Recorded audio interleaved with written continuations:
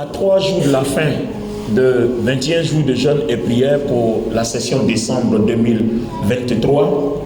Et je crois que dans ces 3 derniers jours, on va commencer à montrer une autre facette de la grâce. Amen. Et à partir de demain, on va faire 2 derniers jours de prière intense. Gloire à Dieu. Pour que tout ce qui a été enseigné pendant ces 21 jours et toutes ces prières qui ont été faites aient leur impact dans notre vie et sur la vie de l'Église. Donne-moi ton amen, Église. Alors, hier, pour ceux qui n'étaient pas là, on a enseigné un peu un élément de la substance de la grâce qu'on appelle l'esprit de grâce qui fonctionne avec les bonnes œuvres. Et on a compris que toutes les fois que nous posons une action de bonnes œuvres qui est considérée comme un acte de foi, le Seigneur repositionne notre destinée. Tous ses projets et ses plans qu'il a pour nous se repositionnent. Quand bien même l'ennemi voudrait faire le mal, tout mal qui est fait contre nous, le Seigneur le transforme et le Seigneur fait un pas en nous repositionnant vers ce qu'il a prévu jusqu'à ce qu'on réussisse. Et on l'a étudié avec l'exemple de Joseph qui est devenu premier ministre, vice-roi. Pour ceux qui ont étudié l'histoire, vous comprendrez que Joseph n'a pas été seulement gouverneur, mais il était vice-roi. C'est-à-dire après Pharaon, c'était lui en Égypte, un étranger, atterrissant en Égypte comme étant esclave. À cause de la grâce qui était sur lui, il devient vice-président, si on était à notre époque aujourd'hui. Alléluia. Donc voilà des choses extraordinaires qui se font que parce que nous produisons de bonnes œuvres. C'est-à-dire là où on te fait du mal, ton cœur a mal, mais tu fais le bien. Voilà, tu souffres, mais tu fais le bien. Et au fur et à mesure que tu le fais, Dieu renverse aussi toute situation malheureuse que l'ennemi sème dans ta vie en bien. Et ça te fait avancer. Donc pendant que l'ennemi veut te faire du mal pour te retenir, toi tu avances seulement. Tu avances seulement. Seulement ton prix à payer, c'est la douleur. La douleur de savoir qu'on te fait des choses qui te font mal. Mais Dieu te console en te repositionnant parce que tu avances. Donc si tu es une personne qui tient à ta réussite, qui tient à ta vie, voilà, tu penseras au meilleur et tu laisseras le passé. Donc tu t'enfermes dans ta chambre, tu pleures jusqu'à mais quand tu sors, tu penses au meilleur et puis tu avances. Amen. Et ça, c'est l'esprit de grâce. Et hier, on a tellement bien parlé et je crois qu'on a dit l'essentiel et tout le monde était d'accord qu'on revienne plus dessus. C'est bien rentré, c'est bien compris. Amen. Alors aujourd'hui, on va passer à un autre cap. On va étudier quelque chose. Vous allez voir que quand on parle de miracle, il y a dimension et puis il y a dimension. Et cela vient de Jésus-Christ à cause de l'œuvre qu'il a accomplie à la croix. Ça s'appelle tout simplement la grâce. Actes des Apôtres, le chapitre 7, à partir du verset 53, nous allons parler du ministère d'Étienne, de son maître par la cohorte de Saul de Tarse. Et puis on va voir la rencontre de Saul de Tarse avec le Seigneur.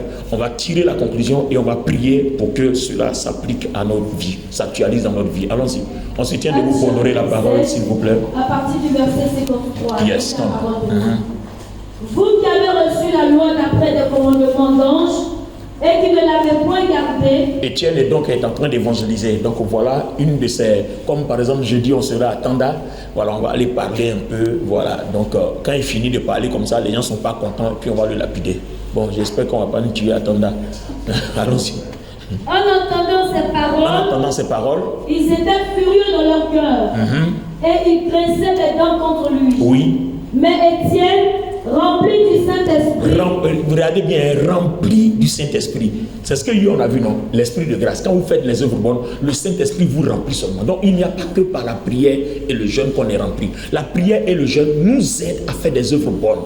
Même si tu jeûnes, tu pries beaucoup, que tu ne fais pas d'œuvres bonnes, le Saint-Esprit ne te remplira jamais.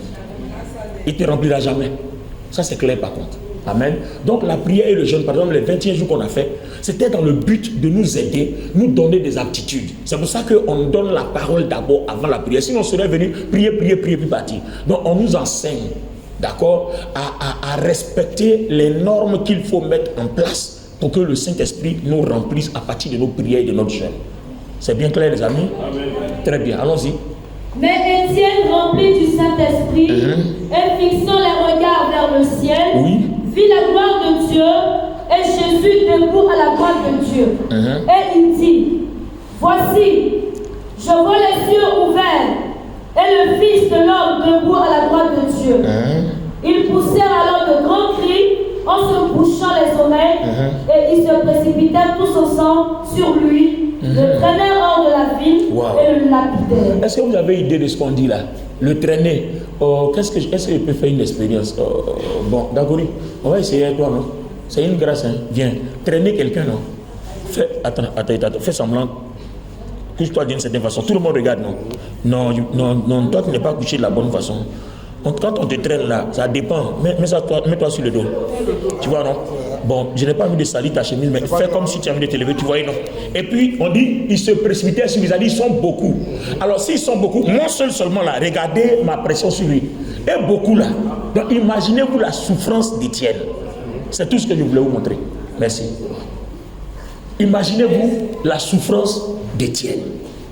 Et pendant ce temps, au lieu de les maudire parce qu'il est rempli du Saint-Esprit, s'il les maudit, ça va marcher. Mais il bénissait le Seigneur. Waouh, quelle bonne œuvre. Waouh, extraordinaire. Si Dieu pouvait me donner un cœur comme ça. Non, extraordinaire. On est en train de le tuer. Et puis il bénit Dieu pour les gens qui sont en train de le tuer. Il y a dimension de chrétienté. Il y a dimension aussi de pasteur. Il y a dimension et puis il y a dimension.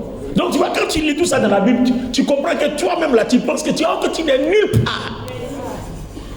Quand moi je lis des choses comme ça, il dit, mais Olivier, tu es nul, tu n'as rien fait encore. Quand on entend le tuer comme ça, et puis il voit, et puis en même temps, comme son cœur est bon, il voit le Seigneur, le Dieu ouvre ses yeux, il voit le ciel, la gloire de Dieu, Jésus assis sur son trône, et puis on prépare une fête pour lui, parce qu'on sait qu'il va arriver là-bas bientôt. Pendant ce temps, on est en train de le tuer, il a la douleur, et puis il rend gloire à Dieu, il prie pour ceux qui sont en train de le tuer. Quelle dimension! Si Dieu pouvait me donner ça là, c'est pour tout ça là qu'on jeûne, on prie. C'est pour avoir cette dimension-là. Parce que c'est cette dimension-là qui provoque un déferlement de grâce et une manifestation d'une puissance de Dieu hors norme. Maintenant, il faut y arriver. Oh nous, tape-moi, tu vas voir, tu me connais. Hey. Alléluia. En 2-3 jours, les gens ils t'a fait coucher. Mais Étienne, rempli du Saint-Esprit, avait la parole puissante dans sa bouche. Il pouvait bien prononcer une parole et puis les anéantir. Et le Seigneur Jésus a fait la même chose, non? Quand Pierre a sorti son couteau, il dit non, je peux appeler mon Père. Ceux-là, ils sont exterminés en 1 seconde. Donc Pierre, laisse faire. Quelle hauteur d'esprit! Donc les amis, c'est ça qu'on appelle être chrétien.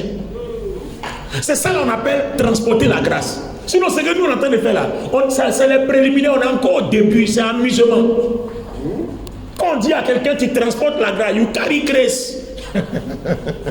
Alléluia, c'est ça. Tu veux transporter une grande grâce? Voilà le caractère. Si tu peux faire ça, non, tes prières montent, ton jeûne monte, ta louange monte, ton adoration monte, tout monte. Il n'y a pas d'obstacle. Parce que le mal ne peut retenir que le mal. Là où il y a le bien, le mal ne tient pas. En fait, c'est ça le problème. Et c'est ce qu'on s'évertue à dire toujours. Dieu nous parle toujours. Mais est-ce qu'on écoute même? Quand ça monte là, on oublie même toutes ces vertus-là. Le mal ne moyen pas le mal. Le mal ne peut pas vaincre le mal. Il n'y a que le bien. Oh, allons-y. Évolue. Il lapidait Étienne qui priait et disait. Écoutez sa prière. Ça dit, ils sont en train de lapider, hein? Lapider, non? Écoutez sa prière. Oh, toi, on ne te lapide pas seulement, tu es dans ta maison, tu pries pour que les gens meurent. Mais tu es maudit, ton maudit jusqu'à finir.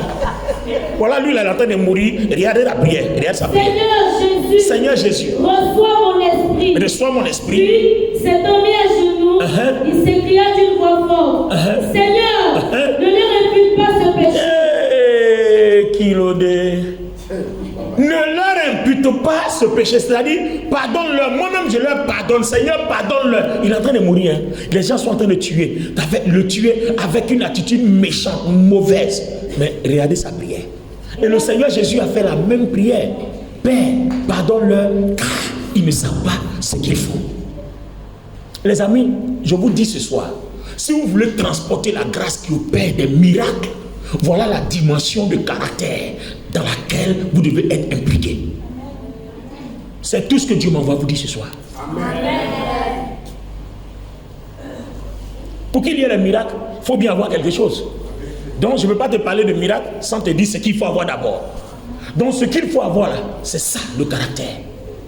C'est pour ça que de nos jours, dans nos générations, dans nos églises, il n'y a pas trop de miracles parce que nous, les chrétiens de maintenant, nous, les pasteurs de maintenant, là, on est quelque chose. On est des Yankees. On est des Boubranlis. Voilà. On est des mélangeurs, des cafouilleurs. Voilà. Des bâtardiseurs. Voilà. Dès que ça ne t'arrange pas, en même temps, tu mélanges tout. Je bénis Dieu. À 54 ans, Dieu m'a donné un peu de sagesse. Pourquoi grâce à ça, j'ai un peu de sagesse, non? Par rapport à avant que tu connais là. Non, elle est avec moi il y a longtemps, elle a vu les débuts de mon ministère. Non, avant là, si tu ne peux pas m'insulter, hein. Non, hein, non, on est sérieux, hein. On cause comme ça, mais voilà, on ne peut pas se respecter. Voilà, on cause, on ne peut pas se respecter. Si tu m'as insulté, en tout cas, ce que tu as cherché là, tu vas trouver. Voilà.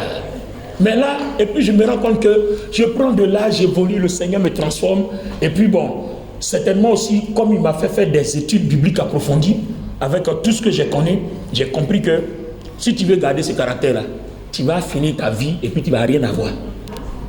Et à un moment donné, tu t'assois, tu te remets en cause. Et puis tu dis, mon ami, tu as vu, non? C'est toi-même qui es venu étudier, on ne t'a pas forcé. On ne t'a pas obligé, ben. On ne t'a pas forcé, ben. Jésus n'a pas serré ton cou, ben, ben. C'est toi-même qui es venu étudier pour connaître les profondeurs de la parole, mais en pratique. Alléluia. Donc quand j'ai découvert ça, j'ai réalisé que les amis, si je ne temporise pas, je risque de finir sur la terre sans avoir accompli ma destinée. Donc au moins, à cet âge-là, j'ai commencé quand même à être calme. Bon, Étienne, lui, se comportait comme il n'avait pas mal. Pour le moment, moi, je suis au stade où j'ai mal, mais il ne parle pas. Voilà, j'ai mal, mais il ne parle pas. Et si dans ma chambre là-bas, il murmure, mais il ne parle pas. Donc, il me reste encore une autre étape où je n'ai pas mal du tout. Où je loue Dieu, où je glorifie Dieu. Parce qu'actuellement, là, je ne parle pas. Mais je n'ai pas encore commencé à glorifier Dieu. Alléluia. Je n'ai pas encore commencé à glorifier Dieu. Donc, il faut que j'arrive à l'étape où je n'ai pas mal. Et puis après, à l'autre étape où, malgré ce qui arrive, je glorifie Dieu, mais avec joie, mais sans regret. Donc, j'ai encore 2 étapes à rattraper avant l'enlèvement. Si je veux faire partie de la cohorte, de la troupe. Donc, quand je parle de moi, imagine-toi que je parle de toi aussi. Donc, mon exemple que je prends là, ça te concerne. C'est de toi et de moi que nous parlons comme ça. Gloire à Dieu. Alors les amis, n'oublions pas, nous venons à l'église, l'objectif que nous voulons atteindre là, c'est d'abord la transformation, le changement de notre caractère. Tous ceux qui ont montré les preuves bibliques de leur transformation, du changement de leur caractère, Dieu les a utilisés à une dimension hors norme. Là, on a commencé dans acte 7. Demain, on va arriver dans acte 9. Vous allez voir un autre homme là-bas aussi qui a été touché. Vous allez voir son comportement, comment Dieu l'a transformé, comment Dieu l'a utilisé, plus que même les apôtres qui ont vu Jésus. Il y a quelque chose encore? Est-ce que Étienne a fait quelque chose qui nous intéresse? Non, c'est fini. Amen. Alors, maintenant, continue, on va voir. Continue toujours dans... Puis, après ces paroles, ils sont dormis. Après ces paroles, il s'est endormi. Donc, après ces paroles, il est mort. Voilà, là, tu es acte 7, combien? Voilà, donc là, tu tombes maintenant dans acte 8. Garde ça au frère pour demain. Les amis, tenez-vous debout. C'est la seule chose que Dieu m'envoie vous dire ce soir. Amen. Voilà. Quand je venais, ce n'était pas trop ce que j'avais prévu. Mais pendant qu'il était assis là, je méditais. Et puis le Seigneur m'a parlé, il dit ça. Donc moi, la grâce que j'ai, quand Dieu me parle, en même temps j'exécute. C'est tout ce que Dieu m'a dit. Amen. Tu as vu que quand je suis arrivé, il a dit d'abord acte 9. Quand il a commencé, il commence par 7. Je suis revenu, il dit acte 7. C'est ça, travaillé par le Saint-Esprit. Amen. Voilà ce qu'il m'a dit.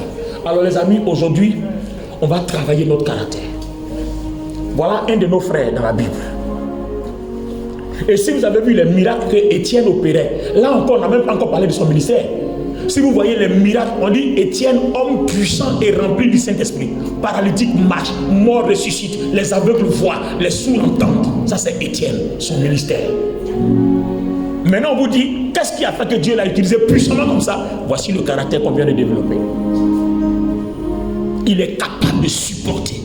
Il est capable d'endurer, sans se venger, sans en avoir mal, mais tout en glorifiant Dieu, mais avec une sincérité, avec un amour. Donc vous voyez que le commandement, les plus grands commandements de Dieu sont respectés. Sinon, tu aimeras ton prochain. Même quand ton prochain te fait du mal, aime-le. Et la Bible a bien dit quoi? On dit bénissez vos ennemis, ne les maudissez pas. Ça c'est Étienne. Alors les amis, est-ce que en cette fin d'année, est-ce qu'on peut faire un bilan de notre caractère? On est à la fin de notre jeûne de 21 jours. Un bilan de transformation de notre caractère. Est-ce qu'on peut se battre à partir d'aujourd'hui pour atteindre cette hauteur? C'est dedans que se trouve un niveau de grâce illimité que le diable ne peut pas combattre, que le diable ne peut pas attaquer.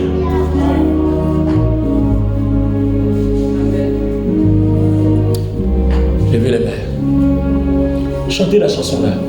Je sais que transformation de caractère, chacun va parler à Dieu. Il faut mettre devant Dieu ton mauvais comportement. Tu es coléreux, coléreuse, nerveux, nerveuse, menteur, menteuse, enfin calomniateur, pafloteur, pafloteuse. Tu es tout ça là. Il faut mettre ça devant Dieu. Dis à Dieu, voilà ce que je suis. Transforme-moi. Et avec ce que tu viens de me montrer, je suis Étienne. Je veux que tu me touches. Seigneur, nous sommes à la fin du jeûne. Je dois bénéficier de quelque chose. J'ai prié et jeûné pendant 21 jours. Même si tu n'as pas jeûné tous les 21 jours, au moins tu as prié pendant 21 jours. Donc Seigneur, je dois recevoir quelque chose. Seigneur, touche mon caractère pour que cette grâce-là qui est dans la Bible, qui est capable de faire des choses impossibles et intellectuellement, humainement inexprimables, s'opère aussi dans ma vie. Que je transporte cette grande grâce que le diable et ses œuvres ne peuvent pas arrêter. Prions le Seigneur.